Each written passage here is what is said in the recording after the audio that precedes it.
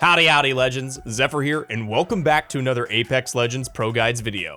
Lots and lots of new players are joining the Apex Legends community, and today we're running through what we wish we knew before we started playing, so you can get a head start as you delve into the world of Apex Legends. But first, our question of the day. If you could bring one feature from a different game into Apex Legends, what would it be and why? Let us know in the comments section below. Number 1. The strength of higher FOV. One of the biggest things I wish I knew before I started playing Apex is what a difference turning up your field of view makes. FOV stands for field of view, and to put it simply, it's how wide of a picture you see as you play the game. If you watch almost any pro player or even a decent ranked grinder, you'll notice that they use higher FOVs than the standard setting. There are a few exceptions, but by and large, everyone uses the max 110 FOV or closer. Now, why does everyone use the biggest FOV? Well, Apex is a very fast-moving game with massive maps when compared to other games like CSGO and Valorant. By and large, players want to be able to see as much of their surroundings at all times. It helps you spot enemy players who you'd never seen without using such a large FOV. There are some drawbacks though. Making your FOV bigger will make targets look smaller, especially ones far away. This can make them harder to hit. Some players such as Shiv FPS use a smaller field of view, but overall, the benefits of using such a wide FOV do balance out for most players.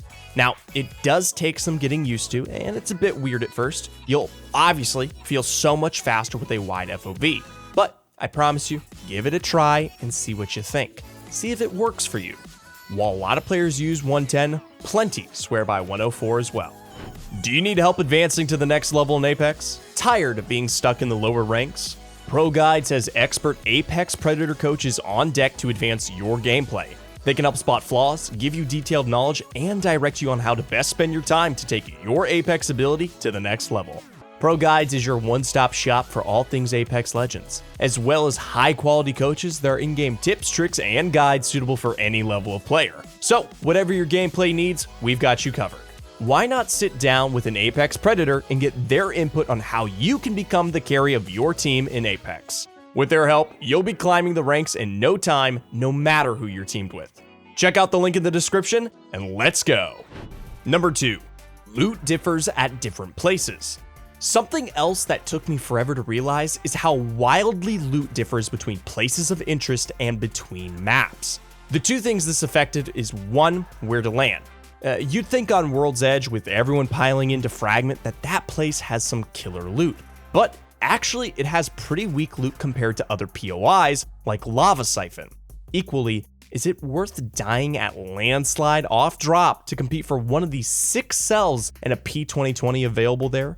You want to land somewhere with good enough loot, but not everyone wants to be surrounded by 17 teams at the start of a game. 2, because the loot varies so widely between maps. What I'd consider a good loadout on one map isn't necessarily a good on another. Kings Canyon has the sparsest loot across all of the maps. It's not in the game right now, but it will be back eventually.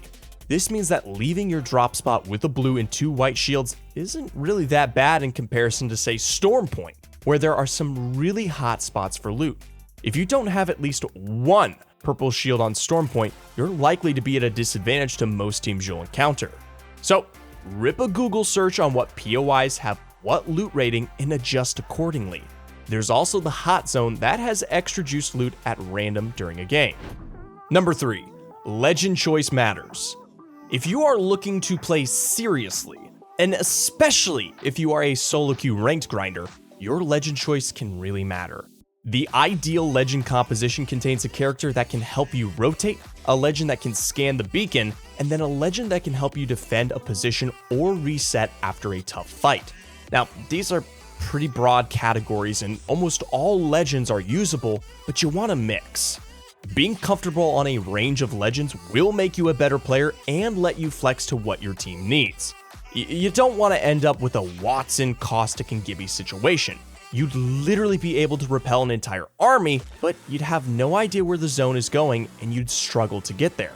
I'm telling you, my pet Snail has more movement than that composition. Same for the inverse. Octane, Bloodhound, and let's say Horizon. You'll have plenty of attacking capabilities, but if you need to reset after a fight, you can either launch into the air upwards or launch into the air upwards and a bit sideways.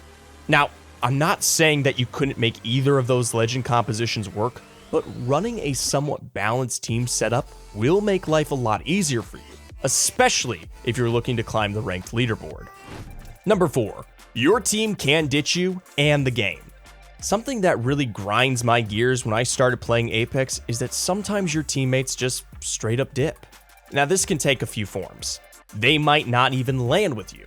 Some of my teammates just are in the intent of staying as far away from me as possible and will land the complete opposite side of the map away from me, die alone, and then spam ping for as long as possible.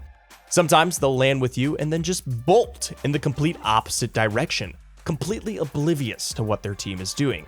They might just go the opposite way to you or just loot at a supersonic speed and head out as fast as possible. And randomly, sometimes teammates just decide, nah, I'm out, and just completely quit the game.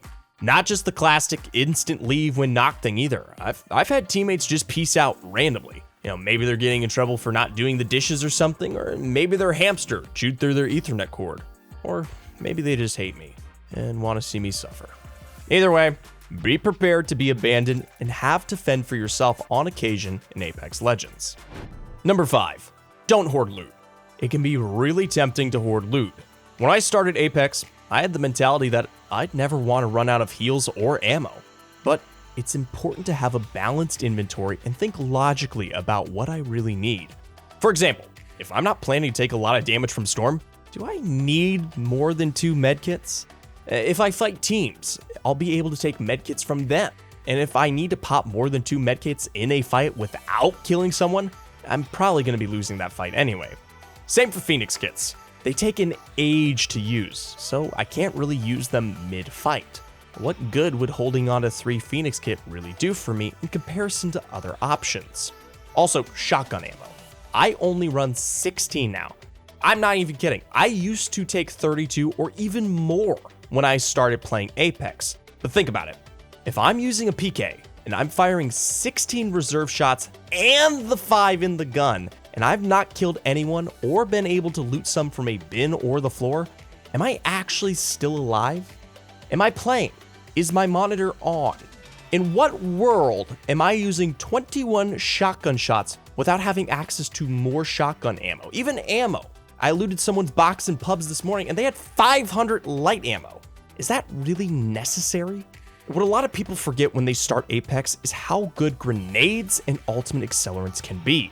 Dropping 16 shotgun cells and only carrying 1 slot's worth could mean I can take an arc star, which could do some serious damage mid-fight.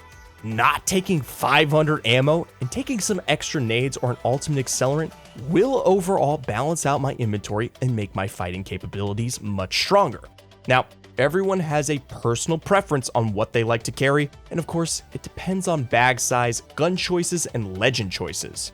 If you have a wingman, you'll need less ammo than a Spitfire would. Same as a fuse who can carry more stacks of nades. You could use less slots on grenades or even more and carry less ammo to maximize your grenade usage. The choice is yours. I really hope these tips help you adjust to Apex Legends a bit faster if you're new to the game. What things do you wish you knew when you started Apex Legends? I've been Zephyr, and we've been ProGuides. Until next time, gamers.